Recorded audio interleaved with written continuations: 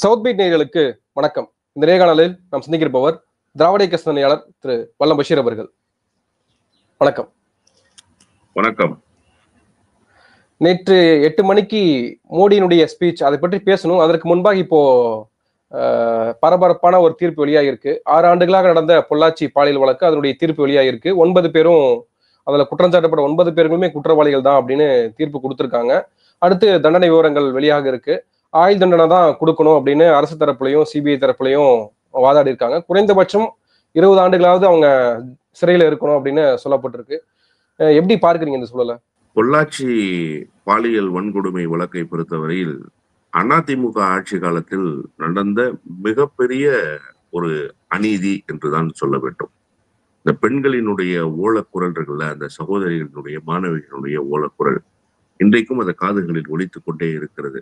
அண்ணா என்னை விட்டுருங்கண்ணா, அண்ணா என்னை விட்டுருங்கண்ணான்னு அந்த பெண்கள் கதறிய அந்த குரல்கள் இன்றைக்கும் யாருடைய காதுகளில் இருந்தும் மறையவில்லை என்றுதான் சொல்ல வேண்டும். அதை பிரபல ஊடகம் ஒன்று வெளிப்படுத்தியது முதலாக. அந்த ஊடகத்தின் மீது வழக்குகள் எல்லாம் தொடுக்கப்பட்டு ஏதோ அவதூறு பரப்பியதை போல அந்த ஊடகத்தை காட்சிப்படுத்தினார்கள்.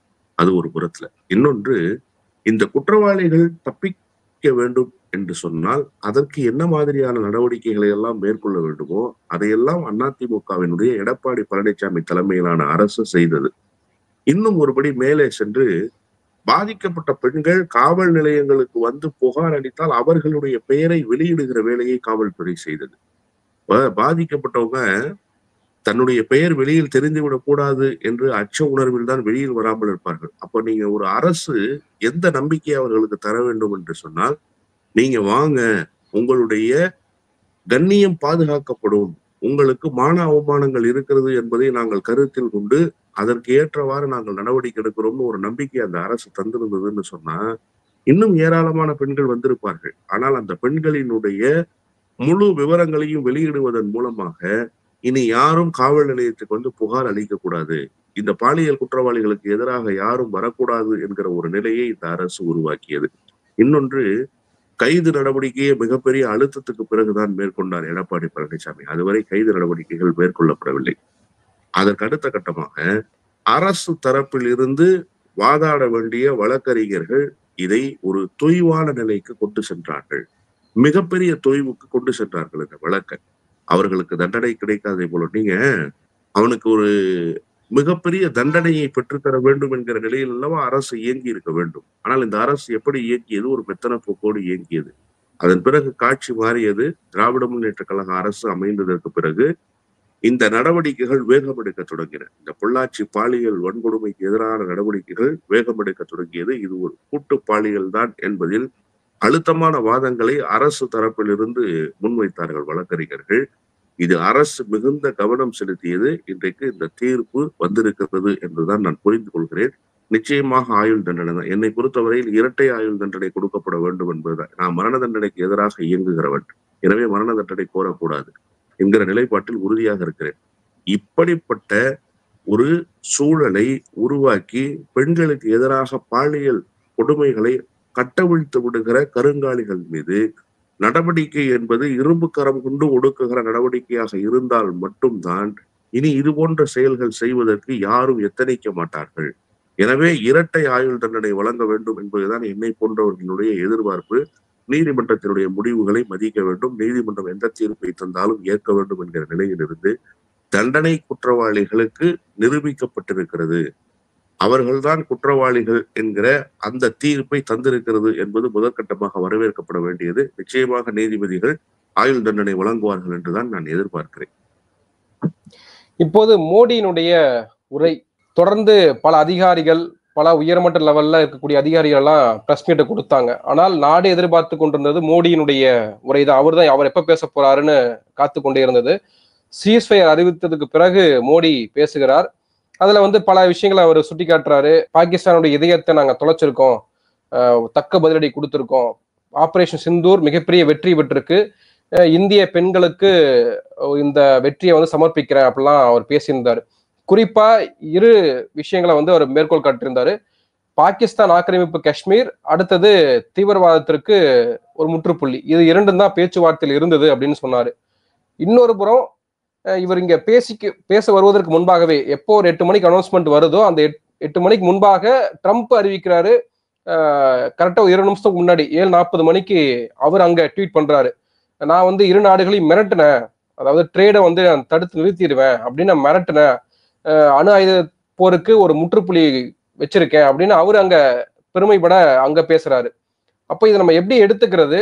இன்னொரு பக்கம் ட்ரம்ப் பேசின உடனே இவர் அடுத்து பேச வராரு, அதை பற்றி ஏதாவது பேசுவாருன்னு பார்த்தா அதை பற்றி எதுவும் பேசல அப்படின்ற ஒரு பார்வை இருக்கு. நீங்க எப்படி இதை பார்க்கிறீங்க? நேற்றைக்கு காலையில் பிரபல ஆங்கில ஏடுகளில் எல்லாம் செய்திகள் வந்தன.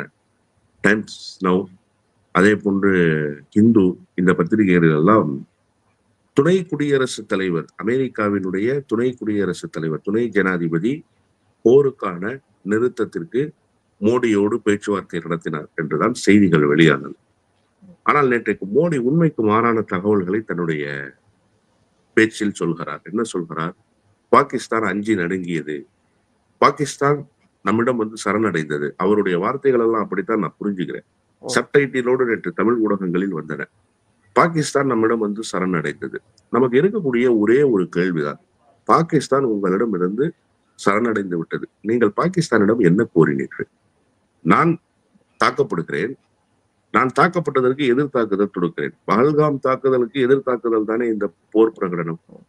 இந்த போர் பிரகடனத்துக்கு அஞ்சி இன்னொரு நாடு உங்களிடம் வந்து மண்டியிட்டு விட்டது. சரி, மோடியினுடைய வாதத்தை நாம் ஏற்கிறோம். மண்டியிட்டவர்களிடம் நீங்கள் என்ன கேட்டு பெற்றீர்கள்? குறைந்தபட்சம் இந்த பஹல்காம் தாக்குதலில் ஈடுபட்டவர்கள் யார், அவர்கள் குறித்த விவரம் என்ன, அவர்கள் எங்கே இருக்கிறார்கள் என்பதையாவது நீங்கள் கேட்டு பெற்றீர்களா? இல்லை. இனிமேல் எங்கள் நாட்டிலிருந்து ஒரு தீவிரவாத அச்சுறுத்தல் உங்களுக்கு இருக்காது என்கிற உத்தரவாதத்தையாவது நீங்கள் பெற்றீர்களா? அதுவும் இல்லை. அது கூட வேண்டாம். இந்த தாக்குதலுக்கு பாகிஸ்தான் முழு பொறுப்பேற்கிறது, இந்த தாக்குதலுக்காக பாகிஸ்தான் வருத்தம் தெரிவிக்கிறது, இதையாவது குறைந்தபட்சம் அவர்களிடம் கேட்டு பெற்றீர்களா? அதுவும் இல்லை. பின்னர் எப்படி வந்து உங்களிடம் சரணடைந்தார்கள் என்கிற செய்தியை இந்த நாட்டு மக்கள் நம்புவார்கள்? இன்னும் எத்தனை நாளைக்கு உங்களுடைய பொய்களை சொல்லிக் கொண்டு மட்டுமே நாட்டு மக்களை நீங்கள் ஏமாற்றுகிற வேலையை செய்வீர்கள்? ட்ரம்ப் நல்லா அழகா சொல்லிட்டாரு, வர்த்தக உறவை நிறுத்தி விடுவேன் என்று சொன்னவுடன் 2 நாட்டு போருக்கும் சுமூகமான முடிவுக்கு வந்ததுன்னு சொல்லியிருக்காரு. அப்போ ஒரு த்ரெட்டன் பண்ணி தான் உங்கள்கிட்ட போரை நிறுத்த சொல்லி ஒரு வேலையை அமெரிக்கா செய்திருக்கு. நான் ரொம்ப இலகுவா போயிடுறேன். 2008 மும்பை தாக்குதல், அதற்கு முன்பு பாகிஸ்தான் தீவிரவாதிகளால் நடத்தப்பட்ட பாராளுமன்ற தாக்குதல், இந்த 2 தாக்குதலோடு நான் ஒப்பிட்டு பார்க்கிறேன். 2008 தாக்குதல்ல அஜ்மல் கசாப் என்பவன் மூளையாக செயல்பட்டான். அஜ்மல் கசாபினுடைய அந்த நடமாட்டம், அந்த நட்சத்திர விடுதிக்குள்ள அவர் நடந்து வந்தது, ஆயுதங்களோடு வந்தது, அவர் என்ன மாதிரியான நடவடிக்கைகளை மேற்கொண்டாருங்கிறதெல்லாம் சிசிடிவி ஃபுட்டேஜஸ்ல பதிவாகி இருந்தது. அதையெல்லாம் வெளியிட்டார்கள். உடனே பத்திரிகையாளர் சந்திப்பை நடத்தினார் மன்மோகன் சிங். நீங்கள் ஏன் இத்தனை நாட்களாக மௌனம் சாதித்தீர்கள்? உங்களுடைய மௌனத்துக்கு பின்னால் இருந்த அரசியல் என்ன? ஏன் நீங்கள் பேசவில்லை? ஒரு புறம் இருக்கட்டும், 2008ல இந்த தாக்குதல் நடந்ததில்ல, மும்பை தாக்குதல் நடந்ததில்ல. அப்போ பாதுகாப்புத்துறைக்கு ஆலோசகராக இருந்த சிவசங்கர மேனன் எழுதிய ஒரு ஆர்டிகிள் பிரபல ஆங்கில ஏட்டுல வந்தது. அப்ப அவரு ரொம்ப தெளிவா ஒரு செய்திய குறிப்பிடுறாரு. தீவிரவாத முகாம்களை அழிச்சோம்னு மோடி சொல்றாருல, இதுக்கு அவர் ஒரு ஆர்டிகிள்ல பதில் சொல்றாரு. தீவிரவாத முகாம்களை அழிப்பது என்பது எந்த வகையிலும் பயன் தராது. நாங்க ஏன் வந்து டிப்ளமேட் அசால்ட்டுக்கு போனோம் அப்படின்னு அவர் சொல்றாரு. ஏன் டிப்ளமேட் அசால்ட்டுக்கு போனோம்? தீவிரவாத தாக்குதலை ஒடுக்குவதற்கு, தீவிரவாதிகளினுடைய கூடாரங்களை அடித்து நொறுக்குவதற்கு பதிலாக ஏன் டிப்ளமேட்டிக் அசால்ட்டுக்கு போனோம்னு சொன்னா, ஒரு டின் ஷீட்டு, 2 செவரு, அதுக்குள்ள ஒரு தீவிரவாத கூடாரம். இதை ஒழிப்பதன் மூலமாக 100 லட்சத்தை ஒழித்தாலுமே கூட நாளை மறுநாள் புதிய கூடாரங்கள் உருவாகும். இதன் மூலமாக எந்த பயனும் ஏற்பட போவதில்லை. ஒரு குண்டை போட்டோம், தொடர் வான் தாக்குதலை நடத்துவதன் மூலமாக அவர்களை ஒழித்து விட்டோமா என்று கருதினால் இல்லை, அவர்களை ஒழித்து கட்ட முடியாது. அது அல்ல இந்த போரினுடைய நடவடிக்கை, இந்த தீவிரவாதத்தை ஒடுக்குகிற நடவடிக்கை. எனவேதான் டிப்ளமேட்டிக் அசால்ட்டுக்கு போனோம்னு அவர் ரொம்ப தெளிவா ஒரு ஆர்டிகல்ல குறிப்பிட்டிருந்தார். எனக்கு சிவசங்கர் மேனன் மீது 1000 முரண்பாடுகள் உண்டு ஈழ விவகாரத்தில். டிப்ளமேட்டிக் அசால்ட்னா என்ன? அதாவது ராஜ்ய ரீதியிலான நடவடிக்கைகளுக்கு போறார். முடக்குவதற்கு. இப்ப பாகிஸ்தானுக்கு ஒரு அச்சுறுத்தலை நீங்க தரணும். உங்களுக்கு நீங்க இந்த போரை தொடுத்துட்டீங்க சார். போர் பிரகடனத்தை அறிவிச்சிட்டீங்க. இந்த போரில் உங்களுக்கு ஆதரவாக எத்தனை நாடுகள் துணை நின்று சொல்லுங்க. எத்தனை நாடுகள் உங்களுக்கு ஆதரவாக குரல் கொடுத்தன? டிப்ளமேட்டிக்கா நீங்க என்ன மூவ் பண்ணிருக்கீங்க? நீங்க சொல்றீங்கல்ல, எல்லா நாடுகளும் மோடியினுடைய கட்டுப்பாட்டில் இருக்கிறது. ரஷ்யா உக்ரைன் போர் வந்தால் மோடி தான் பேச்சுவார்த்தை நடத்தினார். அப்படித்தானே சொன்னாங்க. அப்படித்தானே ஊடகங்கள்ல செய்தி வெளியாச்சு. நாம இல்லவே இல்லைன்னு சொன்னோம். ஆனா நம்புவதற்கு பலர் தயாராக இல்லை. வட மாநிலங்களை சேர்ந்தவர்கள் எல்லாம் நம்மிடம் சண்டைக்கு வந்தார்கள். இல்லை இல்லை, மோடி தான் சமாதான பேச்சுவார்த்தையினுடைய நாயகர் என்று சொன்னார்கள். நீங்க இந்த பெஹல்காம் தாக்குதலுக்கு வருத்தம் தெரிவித்தன பல நாடுகள். நான் இல்லை என்று மறுக்கவில்லை. டிப்ளமேட்டிக்கா உங்களுக்கு எந்த நாடு சார் பஹல்காம் தாக்குதலுக்கு எதிரான இந்த யுத்தத்துக்கு நீங்கள் தயாரானதற்கு உங்களுக்கு பக்கத்திலே வந்து நின்றது? ஆனால் பாகிஸ்தானுக்கு பக்கத்திலும் எந்த நாடும் நிற்கவில்லை. அப்ப பாகிஸ்தானை எதிர்க்கவில்லை என்பதே பாகிஸ்தானுக்கு வெற்றி தானே. ஒரு விஷயத்தை சுட்டி காட்டுறாருல்ல, அப்போ ரத்தமும் தண்ணீரும் ஒரே இதுல ஓட முடியாது அப்படின்றப்போ அமைதி பேச்சுவார்த்தையும் வர்த்தகமும் தீவிரவாதமும் ஒரே திசையில இருக்க முடியாது அப்படின்னு தானே அவர் சொல்றாரு. அப்ப சுட்டி காட்டுறாரு இல்லையா அந்த இடத்துல? சரி சார், இதெல்லாம் பேச்சுல தானே இருக்கு, உங்களுக்கு செயல்பாட்டுக்கு வரலையே. இதெல்லாம் நீங்க சொல்றதெல்லாம் வெறும் செய்தியாகத்தானே இருக்கு. நீங்க என்ன பண்ணிட்டு வந்து பத்திரிகையாளரை சந்திக்கிறீங்க? அதை சொல்லுங்க. நீங்க என்ன பண்ணிட்டு வந்து பத்திரிகையாளரை சந்திக்கிறீங்க? இன்னொன்று, இந்த போரை அறிவிச்சது நீங்க, பிரகடனப்படுத்தியது இந்தியா, போரை நிறுத்தியது அமெரிக்கா. இப்ப யாரு சார் பாஸ் உங்களுக்கு? யாரு பாஸ்? நான் நினைச்சுக்கிட்டு இருக்கேன் இந்தியாவுக்கு மோடி தான் பாஸ் நினைக்கிறேன். அவர் தான் சுப்ரீமோன்னு நான் நினைக்கிறேன். என் நாட்டினுடைய பிரதமர் அவர் தான் என்று நான் நினைக்கிறேன். ஆனால் என் நாட்டினுடைய பிரதமருக்கு எந்த அதிகாரமும் இல்லை. என் நாட்டினுடைய பிரதமர் அதிகாரத்தையும் சேர்த்து ட்ரம்ப் வைத்துக் கொண்டிருக்கிறார் என்பதை இந்த போர் நிறுத்தத்தின் மூலமாக நான் உணர்ந்து கொண்டிருக்கிறேன். இது எவ்வளவு பெரிய தலைக்குனிவு! நீங்கள் வெறும் வசனம் மட்டுமே பேசிக் கொண்டிருக்கிறீர்கள். வசன வியாபாரியாகவே இருந்து கொண்டிருக்கிறீர்கள். எப்போது பிரதமர் என்கிற நிலைக்கு நீங்கள் வருவீர்கள்? யார் பொறுப்பேற்பது? நான் என்ன கேட்கிறேன்னா, குறைஞ்சபட்சம் உங்களிடம் வந்து மண்டியிட்டதாக சொல்கிற நாட்டிடம் இருந்து குறைந்தபட்ச உத்தரவாதத்தை நீங்கள் பெற்றீர்களா? மினிமம். ரொம்பலாம் நீங்க போயிட வேண்டாம். நான் அதனாலதான் 2 செய்தியை சொன்னேன். இனி தீவிரவாத தாக்குதல்கள், தீவிரவாத அச்சுறுத்தல்கள் இருக்காது என்கிற உத்தரவாதத்தையும் உங்களால பெற முடியலையே. இதற்காக ஒரு அணிசேர்ப்பு வேலையை செய்ய முடியல சார். 102 அணிசேரா நாடுகளுக்கு தலைமை தாங்கியவர் இந்திரா காந்தி அம்மையார். நேற்றைக்கு கூட பாத்தீங்கன்னா, நேற்றைக்கு முன்தினமும் அமெரிக்காவில் சென்று இந்திரா காந்தி அம்மையார் பேசிய காணொலிகள் வைரல் ஆகுது சமூக வலைதளத்துல. அமெரிக்கா தலையிடக்கூடாதுன்னு அந்த அம்மையார் பேசினாங்க. நான் அந்த அம்மையாரை போன்ற ஆளுமை எல்லாம் மோடியிடம் இருக்கும் என்று நான் எதிர்பார்க்கவில்லை. 107 அணிசேரா நாடுகளுக்கு தலைமை தாங்கினார்ல. 107 நாடுங்கிறது நீங்க எவ்வளவு பெரிய விஷயம் யோசிச்சு பாருங்க. அப்படிப்பட்ட பிரதமர்கள் இருந்த இந்த நாட்டினுடைய பிரதமர் பொறுப்பை அலங்கரிக்கிற மோடி 107ல 10% வேணாம் சார், 1%, 10 நாடு உங்களுக்கு ஆதரவாக நின்றுச்சா?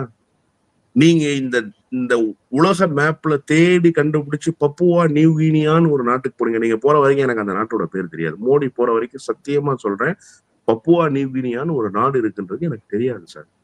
அந்த நாட்டுக்கெல்லாம் போனீங்களா? அந்த நாடாவது உங்களுக்காக ஆதரவாக பஹல்காம் தாக்குதலுக்கு எதிர் தாக்குதல் தொடுக்கிறார்கள். இந்த போர் இந்தியாவினுடைய நியாயத்தை உணர்த்துகிற போர். ஏதாவது ஒரு வார்த்தை, ஏதாவது ஒரு நாடு சொன்னதா?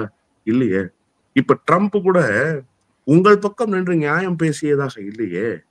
அமெரிக்காவினுடைய துணை குடியரசுத் தலைவர் உங்களிடம் பேச்சுவார்த்தை நடத்தியதாக சொல்லப்படுகிற செய்தியில் கூட உங்கள் நியாயம் உணர்ந்து இந்த பேச்சுவார்த்தை நடந்ததாக எந்த இடத்திலும் குறிப்பிடப்படவில்லை. அவர்களுடைய தரப்பும் அப்படிப்பட்ட செய்தியை வெளியிடவில்லை. போர் வேண்டாம், நிறுத்திடுங்க. அப்ப பாதிக்கப்பட்டவனுக்கு என்ன சார் நியாயம்? இந்த நாடு பாதிக்கப்பட்டிருக்கிறதே 26, 27 உயிர்களை குடித்திருக்கிறார்களே தீவிரவாத தாக்குதலின் மூலமாக. இதற்கு விடை என்ன? ஒரு நாடகத்தை மட்டுமே நீங்கள் அரங்கேற்றி இருக்கிறீர்களே, அந்த தாய்மார்களினுடைய கண்ணீருக்கு என்ன விடை? அதை சொல்வதற்கு பிரதமருக்கு துணிச்சல் இருக்கிறதா? தேன் நிலவுக்காக 1000 கனவுகளோடு பயணித்து போன, காஷ்மீருக்கு பயணித்து போன அந்த கணவனை இழந்துவிட்டு மனைவி விதவையாகி நிற்கிறாரே, அந்த தாலியினுடைய மஞ்சள் ஈரம் காய்வதற்கு முன்பாகவே கணவனை இழந்திருக்கிறாரே, அந்த சகோதரிக்கு என்ன பதில்? நீங்க வெறுமனே வடை சுட்டுக்கிட்டே இருக்கீங்க. தாய்மார்களுக்கு நன்றி, ராணுவத்துக்கு துணை நின்றவர்களுக்கு நன்றி. ராணுவத்துக்கு எதிராக என்றைக்கு இந்தியர்கள் நின்றார்கள்? கார்கில் போர் என்பது நினைவில் இருக்கிறதா மோடிக்கு? கார்கில் யுத்தத்துக்கு தங்களுடைய உடைமைகளை வாரி வழங்கியவர்கள் இந்தியர்கள். தமிழ்நாட்டினுடைய முதலமைச்சராக இருந்த முத்தமிழறிஞர் டாக்டர் கலைஞர் நடத்திய அந்த கார்களுக்கு ஆதரவான நடவடிக்கைகள் இருக்குல்ல, அது எந்த மாநிலத்தினுடைய முதலமைச்சர் செய்யல. நாங்க என்னைக்கு சார் ராணுவத்துக்கு எதிராக இருந்திருக்கிறோம்? ராணுவத்துக்கு ஆதரவாக நின்ற மக்களுக்கு நன்றின்னு என்ன சொல்ல வர்றீங்க? உங்களுடைய நன்றியை தூக்கி குப்பை தொட்டியில் போடுங்கள். எதற்காக உங்களுடைய நன்றி? நீங்கள் இந்த 27 உயிர்களை இழந்தவர்களுக்கு பதில் சொல்ல வேண்டாமா? நீங்கள் முன்னெச்சரிக்கை நடவடிக்கை எடுக்கவில்லை என்பதே உங்களுக்கு மிகப்பெரிய தோல்விதான். உங்கள் தோல்வியை ஏற்றுக்கொண்டீர்களா? உங்கள் கேள்வி கேட்டாலே அது மோடிக்கு எதிரான கேள்விகளா இல்ல, அது ராணுவத்துக்கு எதிரான கேள்விகளா இருக்குன்னு கேக்குறாங்கல்ல, சொல்றாங்கல்ல. இது ஒரு பாசிசத்தினுடைய இன்னொரு முகம். நீங்க உங்களுடைய இயலாமை இருக்குல்ல, அந்த இயலாமையை வேறு ஒரு பக்கம் திசை திருப்பி அதில் போய் ஒளிந்து கொள்றது இருக்குல்ல, இது ஒரு மோசமான ஆட்சியாளர்களுடைய அணுகுமுறை என்றுதான் நான் சொல்வேன். நான் ஏன் இதை பாசிசம்னு சொன்னேன்னா, நீங்க உங்களை எதிர்த்து கேள்வி கேட்டா இந்த நாட்டுக்கு எதிரான கேள்விகள். இந்த நாட்டினுடைய மகன் நீங்கள் மட்டும்தானா? நாங்கள் இல்லையா? நாங்கள் இந்தியர்கள் இல்லையா? இந்தியாவை எங்களை விட நேசித்தவர்கள் இந்த மண்ணில் இருக்கிறார்களா? நான் தென்னிந்தியர்களாகவே கேட்கிறேன். நான் தமிழ்நாட்டை சார்ந்தவன் என்று கேட்கவில்லை, திராவிட இயக்கத்தை சார்ந்தவன் என்று கேட்கவில்லை. தென்னிந்தியா செய்திருக்கிற பங்களிப்பை விட இந்தியாவுக்கு வேறு ஒருவன் செய்து விட்டானா? நாங்கள் கேள்வி கூட கேட்க கூடாதா? உயிர்களை இழந்திருக்கக்கூடிய அந்த குடும்பங்களின் கண்ணீரை துடைப்பதற்கு யார் இருக்கிறார்கள் என்று கூட தெரியாமல் அந்த குடும்பங்கள் பரிதவிக்கின்றனவே. நீங்கள் என்ன பெரிய உலக தலைவர்? நீங்கள் என்ன இந்த நாட்டினுடைய பிரதமர் பொறுப்பிலிருந்து செய்து கிழித்து விட்டீர்கள்? நான் மீண்டும் மீண்டும் சொல்கிறேன், வெறும் அரசியலாகவே இந்த பெஹல்காமினுடைய தீவிரவாத தாக்குதல் நகர்ந்திருக்கிறதே தவிர இந்த மண்ணினுடைய மகன் என்று சொல்லிக் கொள்கிற அடிப்படை தகுதியை மோடி இழந்து விட்டார். தொடர்ந்து இழந்திருக்கிறார். இதுல மட்டும் இல்லை, தொடர்ந்து இழந்திருக்கிறார். அவருடைய பேச்சு ஒட்டுமொத்தமாக பொய்மையின் வடிவமாக நேற்றைக்கு இருந்தது. ஒரு இடத்தில் கூட உண்மை பேசல சார். அவரு நடந்தது என்ன என்பதை கூட பெருமை பேசுவதை மட்டுமே வாடிக்கையாக கொண்டிருக்கிறார். உயிர்களை இழந்ததற்கு பின்பு இந்த போரிலே எந்த விதமான முன்னேற்றமும் இல்லை என்கிற நிலை இந்த நாட்டு மக்கள் அறிந்ததற்கு பிறகு கேவலம் ஒரு நாடு உன்னோடு ட்ரேடிங்கை நிறுத்திடுவோம்னு சொல்றான், வியாபார ரீதியிலான வர்த்தகத்தை நிறுத்திடுவோம்னு சொன்ன என்ன கெட்டு போச்சுன்னு கேட்கிறேன். ஆண்மையோடு துணிச்சலோடு ஒரு முடிவை எடுத்து விட வேண்டியது தானே? நெஞ்சுரத்தோடு ஒரு முடிவை எடுக்க வேண்டியது தானே? ஏன் அந்த துணிச்சல் உங்களுக்கு வரவில்லை? அந்த துணிச்சலையாவது நீங்கள் குறைந்தபட்சம் 2 நாட்களுக்கு மெயின்டைன் பண்ணலாமே. உங்களை பொறுத்த வரைக்கும் அனைவரோட கருத்து என்னன்னா, வார் நிறுத்தணும், ஒரு முடிவுக்கு வரணும் அப்படின்றதுதான். இப்போ முடிவுக்கு வந்த பிறகு ஒரு கொம்பு சிவர் வேலை நம்மளே பார்க்க முடியுமான்ற கேள்வி இருக்குல்ல. இல்ல நீங்க இதுல மேனிபுலேஷனே தேவையில்லை. போர் தேவையில்லை என்பதுதான் எல்லோருடைய நிலைப்பாடும். ஆனா நீ போர்னு அறிவிச்சிட்ட, போர் பிரகடனத்தை அறிவிச்சிட்டீங்க, வேண்டாம்னு சொன்னோம், நீங்க அறிவிச்சிட்டீங்க. இப்ப ஏன் நிறுத்துறீங்க? நிறுத்திட்டீங்க. நிறுத்தினதுக்கு பின்னாடி சொல்ற காரணம் இருக்குல்ல, அந்த காரணம் பொய்யான காரணத்தை சொல்லாதீங்கன்னு சொல்ற. புரியுதா உங்களுக்கு?